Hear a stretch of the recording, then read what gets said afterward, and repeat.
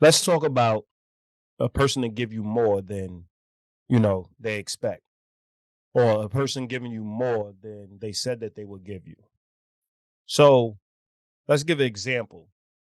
This is a accountable relationship podcast, right? And sometimes you may get people that's, oh, you all you're doing is talking about relationships. Why don't you talk about something different? All you're doing is talking about accountability in the relationship. Why don't you talk about other things regarding or other things that take place in relationships? This is the Accountable Relationship Podcast. So when you come and you tune into this podcast, there's an expectation that you're going to get accountable relationships, whether it's teaching you something about accountability, whether it's talking about how we can be more accountable, whether it's designed to improve your relationship through accountability. It all circles around accountability, whether I mention it or not, whether the guests are discussing it or not. When you come to this podcast, whether it's you're a guest or not, we're going to be talking about accountability. And at the same time, when something that goes awry or you mention something regarding your relationships that you're not being accountable for, you're going to be held accountable. That's the expectation.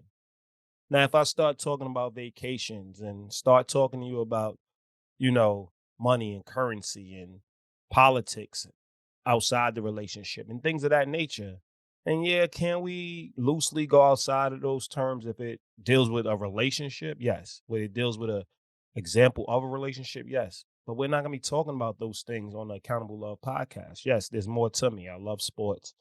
I engage to some degree in talk and debates about politics.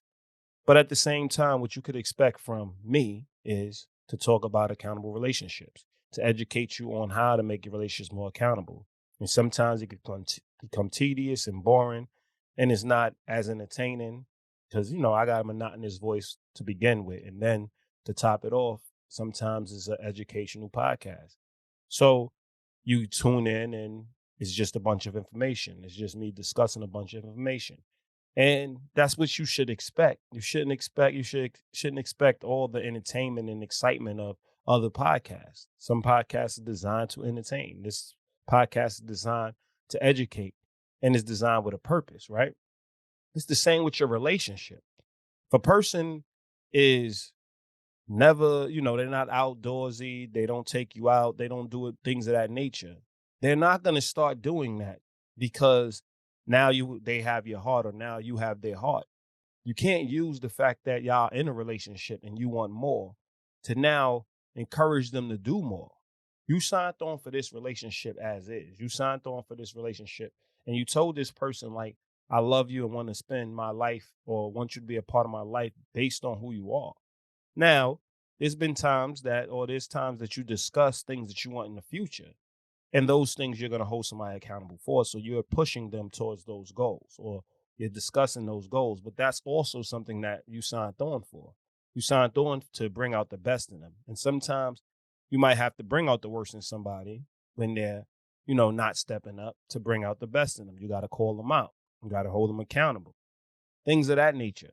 But don't expect them to now go out and be more outdoorsy and like, oh, well, I don't know why we never go mountain climbing. I don't know why you never think outside the box. I don't know why they're not going to be out. They're not going to enjoy, number one, being more than they said they would be. Two, it's not sustainable. Yes, can they do things on a spontaneous level? Definitely.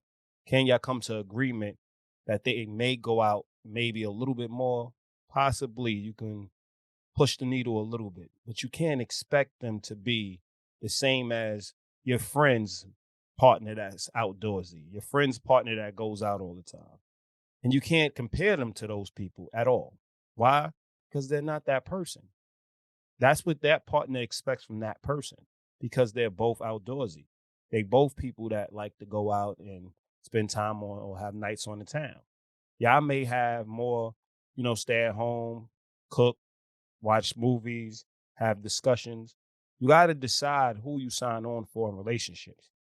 If you now want to go outside and be outdoorsy, find a friend that is more outdoorsy.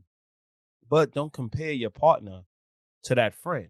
Don't compare the person that you're in the romantic relationship to the people that you're in friendships with. because you go home to the person that you're in a romantic relationship with. The people that you're friends with, they go home to their spouse.